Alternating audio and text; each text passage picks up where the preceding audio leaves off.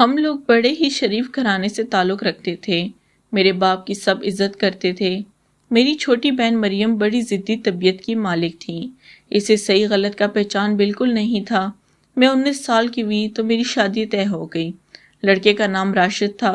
میں نے اسے نہیں دیکھا تھا، مگر اس نے مجھے ایک جھلک ضرور دیکھا تھا۔ گھر میں میری شادی کی تیاریاں عروج پر تھیں۔ ہر طرف گھما گھمی تھی۔ گھر کی پہلی شادی تھی۔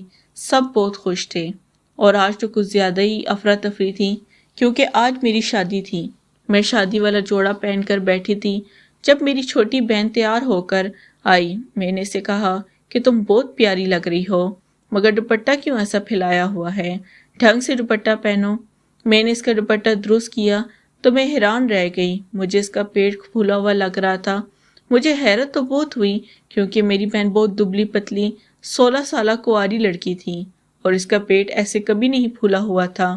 میرے ذہن میں، سب کے ذہن میں ایک ہی خیال آتا ہے جو اس وقت میرے ذہن میں آیا تھا، مگر میں نے اسے اپنا وہم سمجھ کر جھٹک دیا اور اپنی شادی کو انجوائے کرنے لگی۔ مگر مجھے پتہ نہیں تھا جسے میں اپنا وہم سمجھ کر جھٹلا رہی ہوں وہ ایک تلخ حقیقت ہے، ایسی حقیقت جو سب کچھ اپنے ساتھ بہا کر لے جائے گی۔ میں اپنی شادی کی خوشی میں اس بات پر زیادہ دھیان نہیں دیا اور شادی ہو گئی۔ میں دلہن بن کر سسرال آ گئی۔ میری امی نے مجھے کہا کہ شادی کی پہلی رات تم شوہر سے فرمائش کر کے اپنی کوئی نہ کوئی بات ضرور منوانا، کیونکہ اماں ایک بیوی کو بہت مانتی تھی۔ اس نے کہا اگر تم چاہتی ہو تمہاری بیٹی ساری عمر خوش رہے تو بیٹی سے کہنا پہلے دن شوہر سے اپنی کوئی بات ضرور منوائے۔ مجھے یہ سب بہت عجیب لگ رہا تھا۔ میں دلہن بن کر بیٹھی تھی، سوچ رہی تھی کہ پہلی رات کو سی بات منواؤں۔ مجھے کچھ سمجھ نہیں آ رہا تھا۔ تبھی راشد کمرے میں داخل ہوا۔ اس نے مجھے سلام کیا اور میرا گھونگھٹ اٹھانے کے لیے ہاتھ بڑھائے۔ تب میں بہت کنفیوز ہو رہی تھی۔ اچانک میں نے انہیں روک دیا اور کہا، علی آپ میری ایک بات مانیں گے؟ میں نے ڈرتے ڈرتے ان سے کہا، ہاں میں تمہاری ساری باتیں مانوں گا، پہلے اپنا چہرہ تو دیکھنے دو مجھے۔ دراصل یہی بات مجھے آپ سے کرنی ہے کہ آج آپ میرا چہرہ نہیں دیکھ سکتے، کیونکہ ایک بی بی صاحبہ نے منع کیا ہے۔ امی ان کو بہت مانتی ہے اور انہوں نے کہا ہے اگر آج تمہارے شوہر نے تمہارا چہرہ دیکھا تو کچھ برا ہوگا۔ میرے ذہن میں اس وقت اس کے علاوہ کوئی بات نہیں آئی، اس لیے میں نے ڈرتے ڈرتے کہہ دیا، ارے ثانیہ کیا بات کر رہی ہو؟ ایسا کچھ نہیں ہوتا، یہ سب فضول باتیں ہیں۔ کسی دولہے کے ساتھ یہ بہت بڑا ظلم ہوگا جو اسے شادی کی پہلی رات دلہن اپنا چہرہ نہ دکھائے۔ راشد مجھے دیکھنے کو مچل رہے تھے۔ مجھے دل ہی دل میں اماں اور بی بی پر بہت غصہ آ رہا تھا۔ ان کی فضول باتوں میں آ کر میں کیا کہہ بیٹھی تھی۔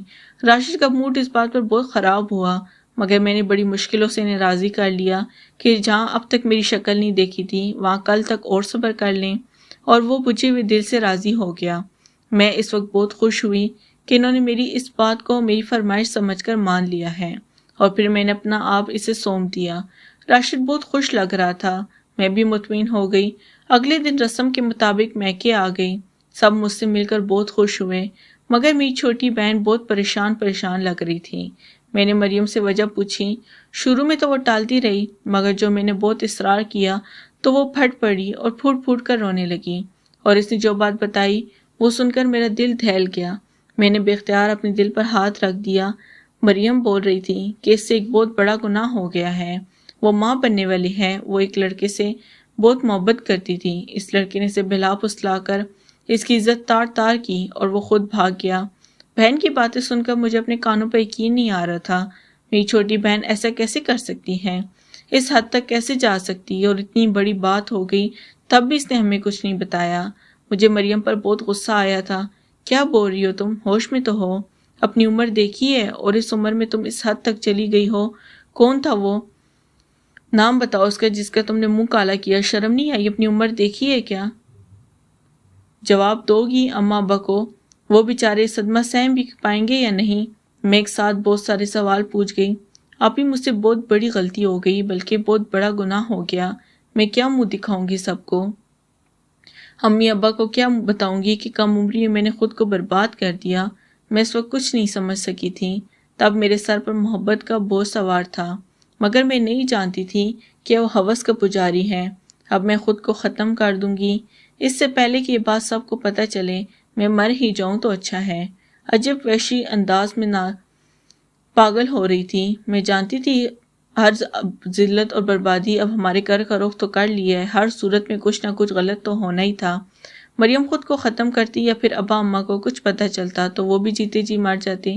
میرا سر گھوم گیا، مجھے سمجھ نہیں آ رہا تھا کیا کروں۔ میرا شوہر مجھے آوازیں دے رہا تھا، بہن کو چھوڑ کر جاتی تو پیچھے وہ خود کو ختم کر لیتی، کیونکہ میں اس کے ارادے جان چکی تھی۔ تبھی میں نے سوچ لیا اور ہم شکل ہونے کا فائدہ اٹھاتے ہوئے نازیہ کا جوڑا پہن لیا اور اپنا جوڑا اسے پہننے کے لیے دے دیا۔ وہ کچھ سمجھ نہیں رہی تھی، اپنی ضد پر اڑی ہوئی تھی۔ میں نے اسے کہا کہ وقت کا یہی تقاضا ہے کہ تم راشد کے ساتھ چلی جاؤ، میں پہلی غلطی کر چکی ہوں، مزید ایسا نہیں کر سکتی۔ اپنے آپ کو بچانے کی خاطر آپ کی زندگی اور خوشیوں کے ساتھ نہیں کھیل سکتی۔ آپ کا بھی خوشیوں پر حق ہے، آپ ہی مت کریں اپنے ساتھ ایسا، مجھے میری کیے کی سزا بھگتنے دیں۔ تم چپ چاپ میری بات مان لو، زیادہ سوال جواب مت کرو، ہمارے پاس وقت کم ہے۔ راشد ہم دونوں کو ٹھیک سے پہچان نہیں سکتے، ویسے بھی پہلی رات انہوں نے میری شکل نہیں دیکھی، اسے پتہ نہیں ہے کہ اس کی شادی مجھ سے ہوئی یا پھر تم سے۔ میں نے دل پر پتھر رکھ کر اپنی سارے ارمان جذبے مار کر مریم کو اپنی جگہ دینے کا فیصلہ کیا۔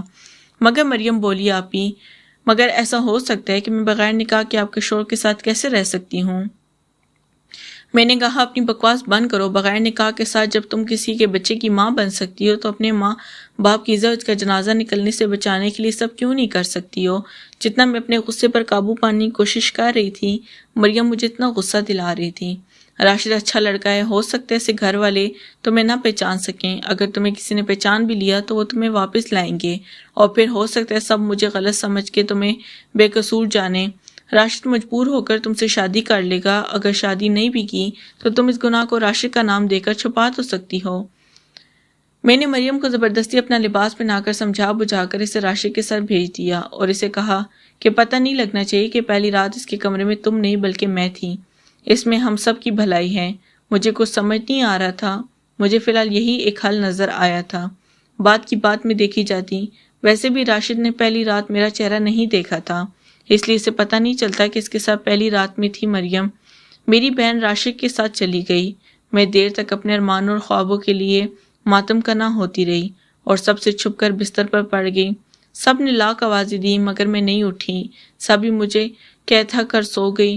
شادی کی گمہ گہمی کی وجہ سے نیند مکمل نہیں ہوئی ہوگی، مگر میں جاگ رہی تھی۔ نیند کیسے مجھ پر مہربان ہو سکتی؟ نیند تو شاید مجھ سے ہمیشہ کے لیے روٹ گئی تھی، مجھے معلوم نہیں تھا ایسا کچھ بھی ہو سکتا ہے۔ میں تو ہزاروں خواب سجا کر راشد کے ساتھ رخصت ہوئی تھی۔ میری ماں کے خدشے صحیح محبت ثابت ہوئے تھے، بھلے میں نے راشد کو اپنا چہرہ نہیں دکھایا تھا مگر پھر بھی سب الٹا ہو گیا تھا۔ ماؤں کے دل کو ہر خطرے کا پہلے سے علم ہو جاتا ہے، مگر حیرت کی بات یہ تھی کہ امی مریم کے اندر آئی تبدیلی سے لا علم کیسے رہی، اس کی چال ڈھال سے نہیں پہچانا کہ وہ کس غلط راستے کی مسافر بن گئی ہے۔ اس لڑکے کے ساتھ عشق لڑایا اور اب اس عشق کا یہ خمیازہ بھگتنا پڑا۔ میں انتظار کی سولی پر لٹک رہی تھی، اس انتظار میں کہ آگے کیا ہوتا ہے، قسمت تم دونوں بہنوں کے ساتھ کیا کرتی ہے، ہمیں کہاں لے جاتی ہے، میرے اس فیصلے سے کوئی فائدہ ہوتا بھی ہے کہ نہیں۔ ایسے کئی سوال میرے ذہن میں گھوم رہے تھے، میرا سر چکرا رہا تھا، سوچ سوچ کر میں پاگل ہو رہی تھی۔